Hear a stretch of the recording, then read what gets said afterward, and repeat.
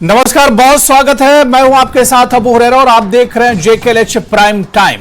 आज prime time में हम बात करेंगे 370 पर सुप्रीम कोर्ट के आने वाले फैसले का। जी हां, 11 दिसंबर वो तारीख होगी जिस दिन सुप्रीम कोर्ट आर्टिकल 370 पर अपना फैसला सुनाएगा।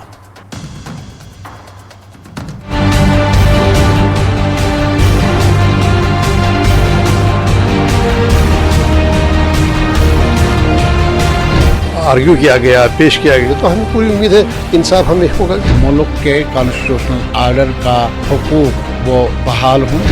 370 जब दफन किया गया था उसको कफन बना के फिर 370 को दफन किया गया। मुर्दे लोग को भी वापस नहीं आया।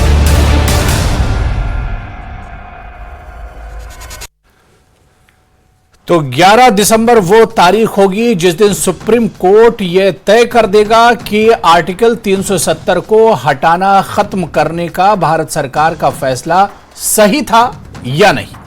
भारत सरकार ने 5 अगस्त 2019 को आर्टिकल 370 को खत्म कर दिया था। इस फैसले के बाद जम्मू कश्मीर को खुसूसी राज्य का दर्जा छीन गया था।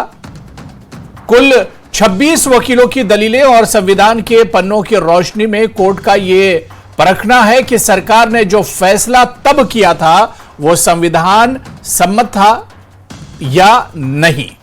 न सिर्फ धारा 370 को हटाए जाने बल्कि इसी अदालत में इस पर भी फैसला सुनाने वाली है अदालत की भारत सरकार आर्टिकल 370 के खात्मे के साथ जो जम्मू कश्मीर पुनर्गठन कानून लेकर आई है वो भी उचित था या नहीं। और आज इसी को हम समझने की कोशिश करेंगे क्योंकि कल सुप्रीम कोर्ट ने यह ऐलान किया है, बाकायदा मामले को लिस्ट कर दिया गया है। कल 370 का जो मामला है इस पर फैसला 11 दिसंबर को, माफ कीजिएगा, मंडे के दिन 11 दिसंबर को इस पर फैसला आएगा। और फैसले की तारीख आने के बाद हम देख रहे हैं कि जम्मू कश्मीर में एक हलचल सी मची हुई है। सियासी गलियारों में इस पर लगातार बयानबाजी हो रही है। इसी को हम समझने की कोशिश करेंगे। बहुत खास मेहमान मेरे साथ जुड़ रहे हैं। बहुत जल्दी अपने मेहमानों का आपसे इंट्रोडक्शन भी करा देता हूं। मेरे साथ इस आज की चर्चा में एडवोकेट इकबाल ताहिर साहब जुड़े हुए हैं जो कि स्पोक्स पर्सन है PDP के। हमारे साथ इस चर्चा में बहुत खास मेहमान एडवोकेट रतनलाल गुप्ता साहब जो प्रोविंशियल प्रेसिडेंट हैं जम्मू कश्मीर नेशनल कॉन्फ्रेंस के जम्मू के, वो भी हमारे साथ इस चर्चा में जुड़े हुए हैं। मेरे साथ जगदीप सिंह जो सीनियर लीडर हैं कांग्रेस जम्मू कश्मीर के, वो भी इस चर्चा में जुड़े हुए हैं। कुछ देर में एडवोकेट RS पठानिया बीजेपी के स्पोक्स पर्सन है, वो भी इस चर्चा में हमारे साथ जुड़ेंगे। सभी मेहमानों का बहुत इस्तकबाल, बहुत स्वागत है JKLH प्राइम टाइम में। मैं सबसे पहले एडवोकेट रतनलाल गुप्ता साहब, सर मेरी आवाज गुप्ता जी आ रही है आप तक? आ रही है सर। जी सर, अब वो घड़ी देखिए जिसका लंबे वक्त से इंतजार किया जा रहा था, यानी आप लोगों ने एक लंबी लड़ाई सुप्रीम कोर्ट में लड़ी है 370 को लेकर, 35A को लेकर। अब वो घड़ी इंतजार एक तरह से खत्म हो रहा है। 11 दिसंबर यानी आने वाले मंडे को इस पर सुप्रीम कोर्ट अपना फैसला सुनाएगा। गुप्ता जी देखिए, वो घड़ी जिसका जम्मू कश्मीर के लोगों को बड़ी बेसब्री से इंतजार था जी, वो 11 दिसंबर को है। और ऑनरेबल सुप्रीम कोर्ट अपना जो फैसला है जी, जो उन्होंने इस रिट के बारे में सुना है, जो हमारे एडवोकेट हजरात ने वहां पे आर्गुमेंट्स किए हैं जी, उसके बारे में वो अपना डिसीजन देंगे। हम समझते हैं कि वो इंसाफ करेंगे क्योंकि इंसाफ के लिए ही हम लोग ऑनरेबल सुप्रीम कोर्ट के पास गए थे। 5 अगस्त 2019 को जब ये फैसला पार्लियामेंट के अंदर इन्होंने ये एब्रोगेट किया आर्टिकल 370 और 35A को, और हम समझते हैं कि वो गैर कानूनी था और गैर आईनी था। इसीलिए हमने नेशनल कॉन्फ्रेंस ने और बाकी कई तंजीमों ने ऑनरेबल सुप्रीम कोर्ट की तरफ रुख किया और हम समझते थे कि हमें इंसाफ मिलना है जी। इसलिए हमने वहां पे रिट पिटीशन दायर की। और मेरे ख्याल में हमें तो पूरी जम्मू कश्मीर के लोगों को पूरी उम्मीद है जी कि हमारे साथ इंसाफ होगा, क्योंकि 370 और 35 जो था जम्मू कश्मीर के लोगों की आन बान शान और उनकी इंटेग्रिटी थी, उनकी पहचान थी जी।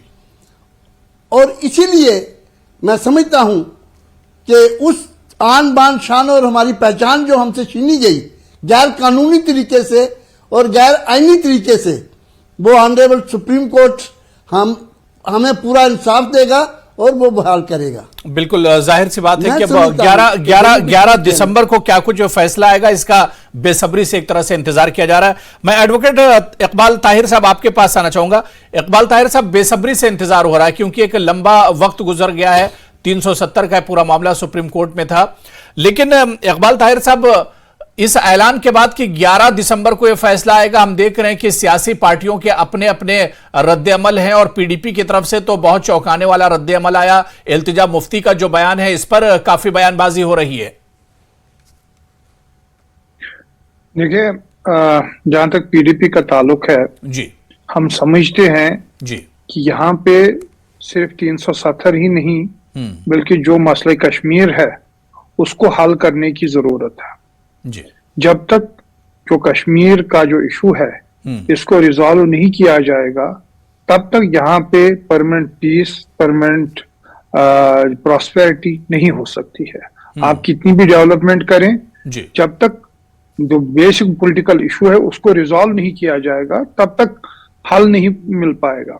जहां तक 370 की बात है, हम समझते हैं कि बीजेपी ने 370 को एब्रोगेट करने की तरीके से जो गोल पोस्ट है उनको चेंज करने की कोशिश की है।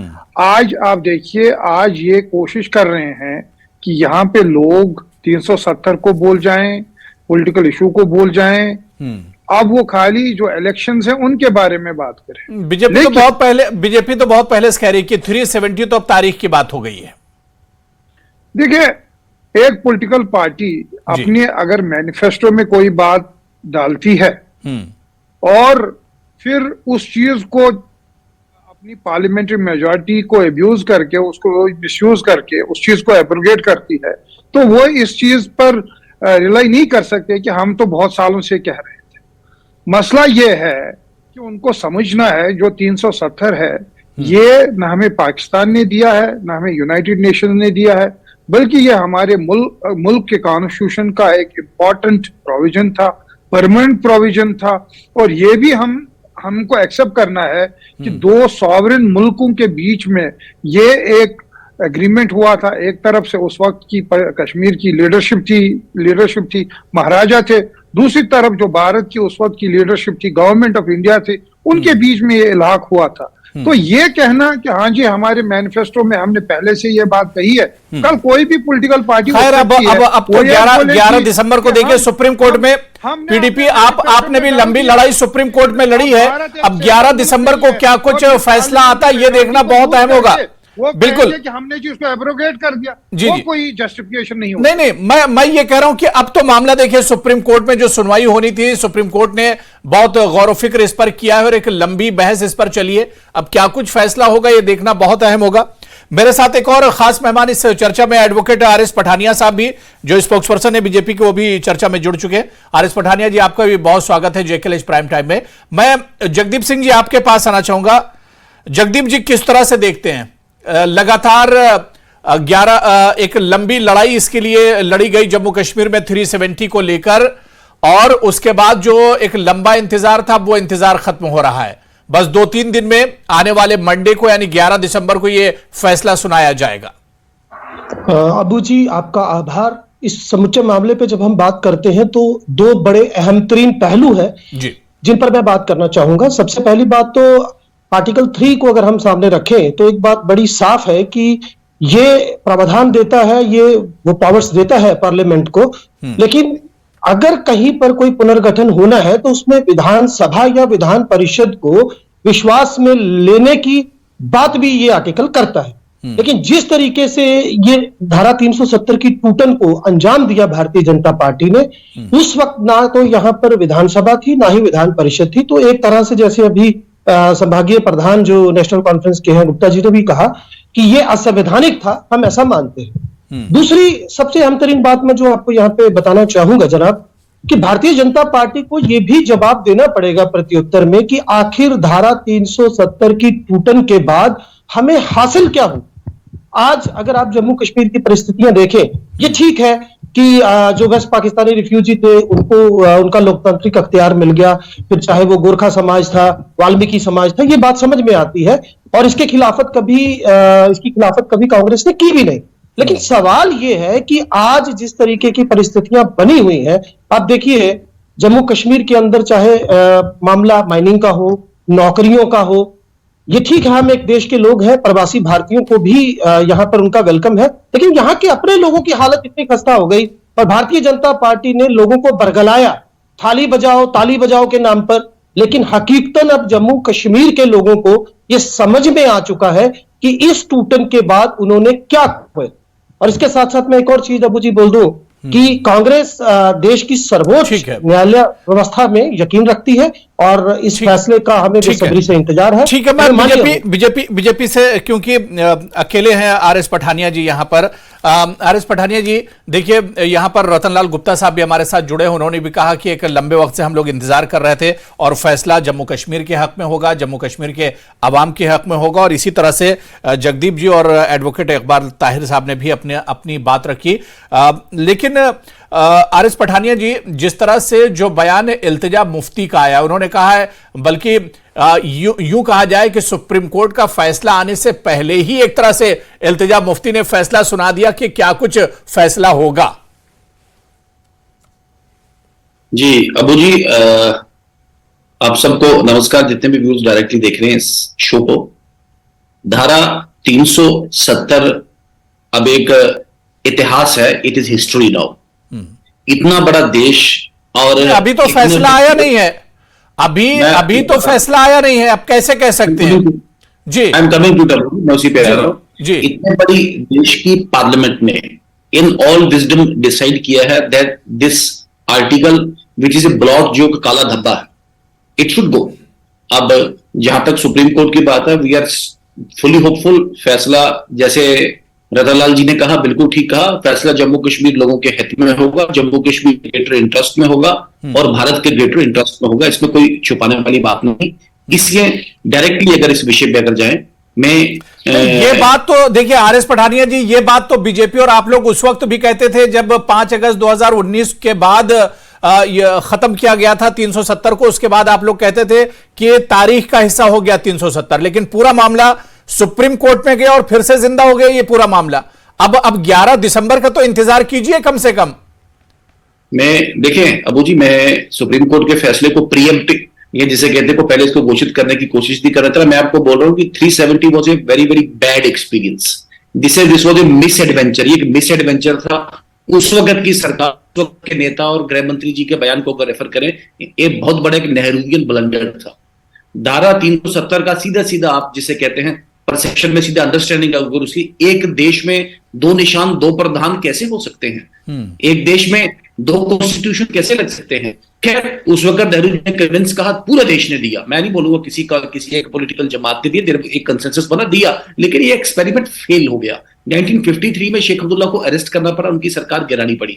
1963 में अगर आप देखें नेहरू जी का भाषण, जो पार्लियामेंट में खुद बोले नेहरू जी कि धारा 370 is as good a shell, वो एक ढक्कन की तरह है, उसके अंदर है कुछ नहीं, खोखला है बिल्कुल। वहां पे हमने इसको बिल्कुल खोखला करने का काम किया है। नरसिम्हा राव जी कांग्रेस के प्रधानमंत्री बोले कि ये घिसती घिसती खुद ही चले जाएगी। मोरारजी देसाई बोले इट शुड गो, जयललिता बोली it should go, Biju Patnaik बोले इट शुड गो। कहीं ना कहीं पूरे देश में ऑल पार्टी कंसेंसस है, दिस शुड हैव गॉन। लेकिन वो दूसरी बात है, कांग्रेस की कंपल्शंस रही, कांग्रेस का पॉलिटिकल जिसे कहते हैं एक विल नहीं कांग्रेस बना पाई। कांग्रेस अपीसमेंट तुष्टीकरण की बात करती थी, यहां पे लोगों को एंगेज करना था, वोट बैंक की राजनीति करनी थी। लेकिन इस धारा 370 ने 6-7 दशकों में जम्मू कश्मीर में आतंकवाद, जम्मू कश्मीर ने बेरोजगारी, जम्मू कश्मीर ने लूटपाट, करप्शन देखा है। इकबाल ताहिर जी जल्दी से जवाब दीजिए। स्थिरता देखना बीजेपी जी सुप्रीम कोर्ट दो तीन मौके की बातें आवाज पठानिया सुनेगा। जी ने यहाँ पे कही। और इन्होंने कहा कि पार्लियामेंट ने अपने विजडम में इसको एब्रोगेट किया। मैं गुप्ता जी आ रहा हूं, गुप्ता जी आपके पास भी आ रहा हूं। पठानिया जी एक वरिष्ठ एडवोकेट हैं। आप 370 का कॉन्स्ट्रक्ट देखिए कि पार्लियामेंट तब तक इसको एब्रोगेट नहीं कर सकता जब तक जम्मू कश्मीर की जो जो यहाँ का लेजिस्लेचर है उसको अप्रूव नहीं कर सकता। एक बात। पठानिया जी, आप बोल सकते हैं बीच में, आप बोल सकते हैं जी। 370 एक फेल एक्सपेरिमेंट है। मैं एक स्टेप आगे जाए कि कॉन्स्टिट्यूएंट असेंबली आर्टिकल 371 वहां पे लैंग्वेज है कॉन्स्टिट्यूएंट असेंबली। आर्टिकल 371 में आप कम से कम 12 स्टेट्स को ये प्रोटेक्शन दे रहे हैं। फिर आप मुझे बताएं 6 शेड्यूल क्या है? आप आर्टिकल 371 को क्यों एब्रोगेट नहीं कर रहे हैं? आप 6 शेड्यूल को क्यों नहीं रिमूव कर रहे हैं? देखिए, ये जो 370 के पीछे आप लगे हैं, ये आपकी जो हिंदुत्व की माइंडसेट है उसकी वजह से ये हुआ। ये जो आपको मुस्लिम्स के अगेंस्ट तुष्टीकरण है उसकी वजह से आपने 370 को एब्रोगेट किया है। आपको याद रखना चाहिए डॉक्टर श्यामा प्रसाद मुखर्जी उसी कैबिनेट मेंबर थे, उसी कैबिनेट में मिनिस्टर थे जिसने 370 को अप्रूव किया। आप कह रहे हैं 370 फेल्ड आइडिया था, 370 एग्रीमेंट था। ठीक है पठानिया जी, आप जवाब दीजिएगा, लेकिन रतनलाल गुप्ता साहब भी कुछ कहना चाह रहे हैं, उनका जवाब भी ले लेता हूं। रतनलाल गुप्ता साहब का जवाब ले लेता हूं, उसके बाद पठानिया जी दोनों का जवाब दीजिए। गुप्ता जी जी, रतनलाल गुप्ता जी जल्दी है सर, बात रखिए। देखिए जी, ये बहुत ही दुख की बात है जी कि जो आर्टिकल 370 को ये कह रहे हैं ब्लैक स्पॉट है, मैं समझता हूं ये कहना दुरुस्त नहीं है। और दूसरी बात ये कह रहे हैं कि एक निशान, एक प्रधान और एक, देखिए यहां तक चीफ मिनिस्टर, पहले प्राइम मिनिस्टर हुआ करते थे, अब तो चीफ मिनिस्टर थे। 370 एब्रोगेट करने से पहले तो चीफ मिनिस्टर थे, उसके बाद यहाँ पे प्रेसिडेंट कोई नहीं थे, यहाँ गवर्नर थे। और उसके बाद जहां तक निशान फ्लैग का ताल्लुक है, वो तो नॉर्थ ईस्ट की स्टेटों में अपना अपना फ्लैग है, इसमें कौन सी नई बात की इन्होंने? दूसरी बात ये कि जो इतिहास ये कह रहे हैं कि इतिहास हो गया, बड़ी बदतमीजी है कि सुप्रीम कोर्ट के पास केस चल रहा है और हमने चैलेंज किया कि ये जो किया उन्होंने 370 की वो अनकॉन्स्टिट्यूशनल है। मैं जम्मू कश्मीर का नागरिक होने से एक बात करता हूँ, मेरी बात सुन ले। इतना बड़ा वसी, इतना बड़ा मुल्क, मैं भी एक मिनट अपने स्टैंड पॉइंट से हट के बात करूंगा, बड़ी बोल्ड बात करूंगा। अरे कौन सी बात थी धारा 370? ये टेम्परेरी था। मैं कहता हूं हिंदुस्तान परमानेंट भी कर देता इसको। लेकिन इस छोटी सी कंसेशन को हमने कहीं ना कहीं कंसीव किया कि ये कोई, जिसे कहते हैं कौड़ियों भर की कोई कॉस्ट है जो भारत के साथ एक्सीड करने की हमें दी है। इस धारा 370 को देने का मतलब है कि अली शाह जिलानी बोलेंगे पूरे देश का आल पार्टी डेलीगेशन उनके पास जाएगा, वो दरवाजा बंद करेंगे, या महबूबा जी बोलेंगी देश का झंडा उठाने वाला कोई नहीं होगा, या फारूक अब्दुल्ला साहब कहेंगे कि चीन की मदद लाएंगे धारा 370 के लिए। आपने पूरे देश से कंसेशन लिया। अरे पूरे देश में भी तो मुस्लिम रहते हैं, कश्मीर में कानून है कि नहीं? कॉन्स्टिट्यूशन है कि नहीं? क्या ये कॉन्स्टिट्यूशन के मुताबिक किया गया? वेलकम करता हूँ, ये कॉन्स्टिट्यूशन के मुताबिक किया गया। ये थोड़ी है धांधली करके भी कर सकते हैं कोई भी। आप ये मुल्क बहुत बड़ा है, आप क्या समझते हैं कि जम्मू कश्मीर बिकाऊ है? आपको ये बकरी वाली स्टेट है? क्या बात करते हैं? वजह से ही आपका नैरो माइंडेड, आप क्या बात कर रहे हैं? आप कानून के तहत करिए बात, को भी करिए, कॉन्स्टिट्यूशन के मुताबिक कीजिए। और ऑनरेबल सुप्रीम कोर्ट में इसका केस चल रहा है और आप इतिहास बना रहे हैं इसको। आप सुप्रीम कोर्ट को चैलेंज कर रहे हैं, उसके डिसीजन को चैलेंज कर रहे हैं। अभी डिसीजन आया नहीं, आपने इतिहास पहले बना दिया। क्या बात करते हैं? रतनलाल जी देखिए, मैं बता दूं कि चलिए ठीक है, संविधान के मापदंड पे ये फैसला दिया जाएगा। और आप देखिए सबको मालूम था जो भी मापदंड है वन बाय वन, एक करके हम एक वन बाय वन मैं आ रहा हूँ, सबके पास आ रहा हूँ। इकबाल जी जल्दी से बात पूरी कर लीजिए। ताहिर इकबाल जी बात पूरी कर लीजिए, मैं आ रहा हूँ। जगदीप जी मैं आ रहा हूँ।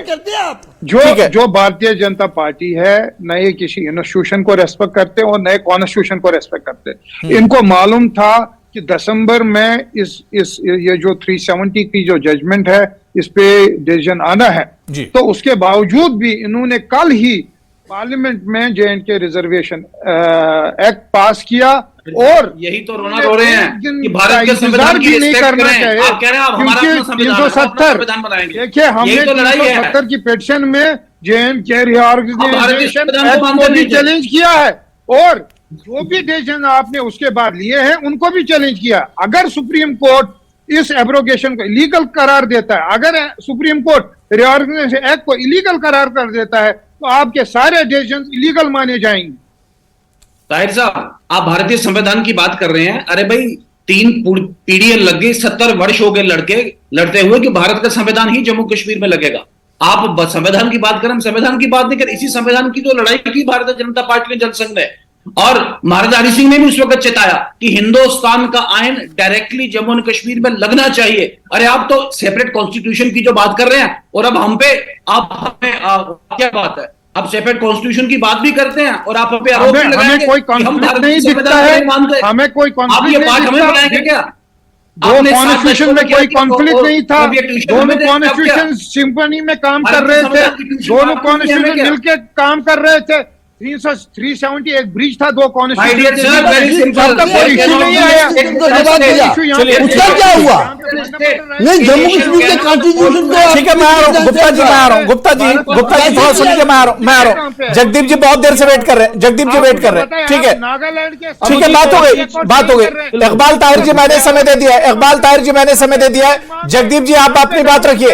जगदीप जी देखिए, सुप्रीम कोर्ट का फैसला है, सुप्रीम कोर्ट का फैसला है, सुप्रीम कोर्ट फैसला सुनाएगा। अभी फैसला क्या होगा ये तो 11 तारीख को पता चलेगा, ये तो 11 तारीख को पता चलेगा। लेकिन उससे पहले ही हम देख रहे हैं कि इस फैसले पर किस किस तरह की बयानबाजी हो रही है। अबू जी, मैं एक चीज बड़ी फिर से स्पष्ट कर दूं, जैसे अभी मेरे भारतीय जनता पार्टी के मित्र ने कहा। मैं आ रहा हूं, इकबाल ताहिर जी, इकबाल ताहिर जी, मैं आ रहा हूं। इकबाल ताहिर जी वेट, इकबाल ताहिर जी, उनके साथ इकबाल ताहिर मैं आ रहा हूं, इकबाल ताहिर जी मैं आ रहा हूं। शायद उनको बाजी आ रही थी। जी जी अबू जी, मैं बता रहा हूं कि जिस अंदाज में इन्होंने बात रखी कि ये एक इतिहास हो गया, मैं फिर से कहना चाहूंगा, जैसे मैंने आर्टिकल 3 का जिक्र किया, हमारा पहला सवाल ये है, जैसे अभी इन्होंने बीच में इंटरप्ट करके ये भी बोला कि तब यहां पर विधानसभा जो है वो कॉन्स्टिट्यूट नहीं थी, ये सच बात है। लेकिन क्या जब भारतीय जनता पार्टी यहां सत्ता का हिस्सा थी पीडीपी के साथ, आज जिनको ये पानी पी पी कर कोसते हैं, उस वक्त भी अगर ये कोई इस तरीके का फैसला लेते तो बात समझ में आती है। और यही बात इनकी नीयत की चुगली करती है। और मैं फिर से कहूंगा, कांग्रेस की तरफ से हमें इस देश के संविधान पे पूरा यकीन है, हम माननीय सर्वोच्च न्यायालय के फैसले के इंतजार में हैं। लेकिन मैं फिर से कहूंगा कि जिस तरीके से यह फैसला लिया गया, जिस नीयत से यह फैसला लिया गया, और उसमें किसी भी पॉलिटिकल पार्टी, किसी भी सियासी तंजीम की कोई भागीदारी कहीं पर नहीं रखी गई, एक तरह से जबरन यह फैसला थोपा गया जम्मू कश्मीर के ऊपर। मैं इसकी खिलाफत करता हूं बतौर प्रवक्ता कांग्रेस। और मैं एक और चीज यहां पर कहना चाहूंगा, मैंने पहले भी कहा, आखिर आज जम्मू कश्मीर के लोगों को इस टूटन से हासिल क्या हुआ? अगर हम इस पर बात करें, मैंने पहले कहा, आज के जो लोग हैं, पठानिया जी, आरएस पठानिया जी, देखिए जगदीप, कांग्रेस या दूसरी जो पार्टियां हैं कि किसी को कॉन्फिडेंस में नहीं लिया गया। जिस वक्त आपने 370 हटाया, आपने किसी को कॉन्फिडेंस में नहीं लिया। पार्लियामेंट में पास किया साहब, बहस हुई, चर्चा हुई बाद में पार्लियामेंट ने, और मैं आई डेयर दी कांग्रेस, मैं कांग्रेस को चैलेंज करता हूं, और हर इसी पॉलिटिकल पार्टी को, national conference, people democratic party, इनकी अपना कंपल्शन होगा। और लोगों को चाहिए कि भारतीय जनता पार्टी ने धारा 370 को जो निरस्त किया है वो गलत, 370 को निरस्त किया है वो गलत किया है। आई डेयर दी कांग्रेस, रतनलाल जी आ रहा हूं,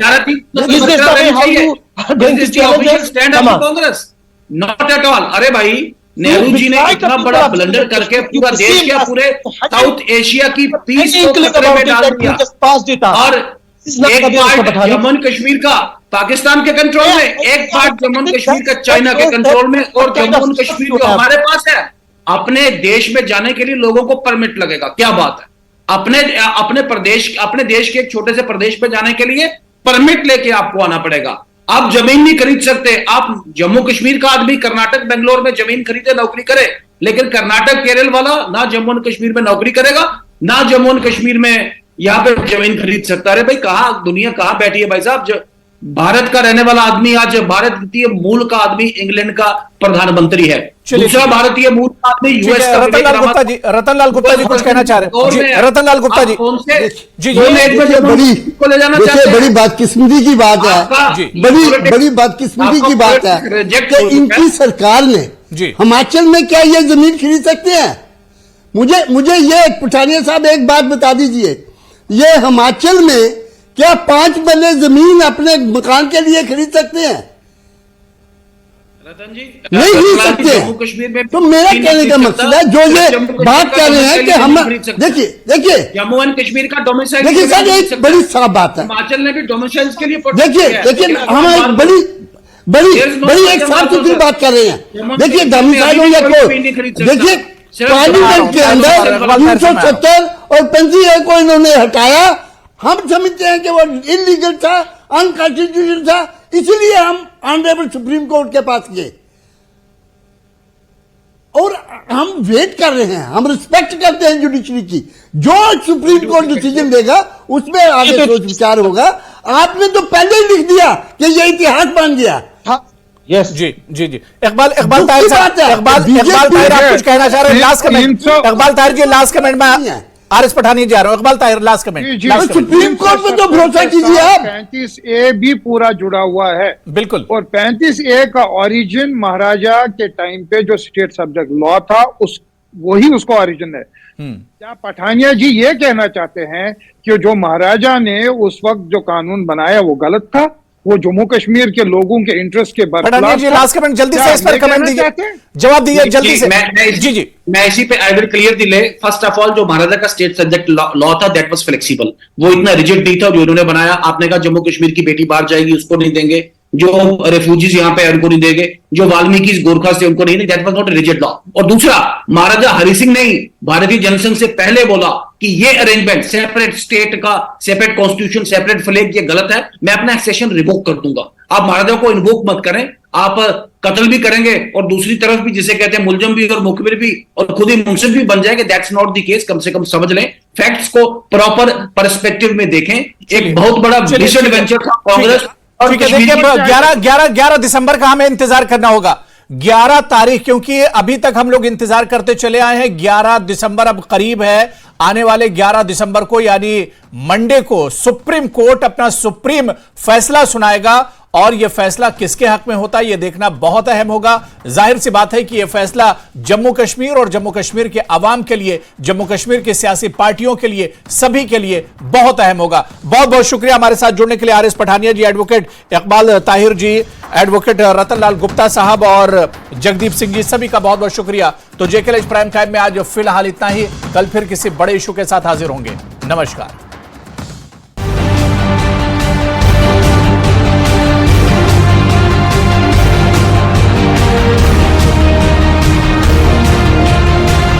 आर्ग्यू किया गया, पेश किया गया, तो हमें पूरी उम्मीद है इंसाफ हमें होगा। मुल्क के कॉन्स्टिट्यूशनल आर्डर का हुकूक वो बहाल हूँ।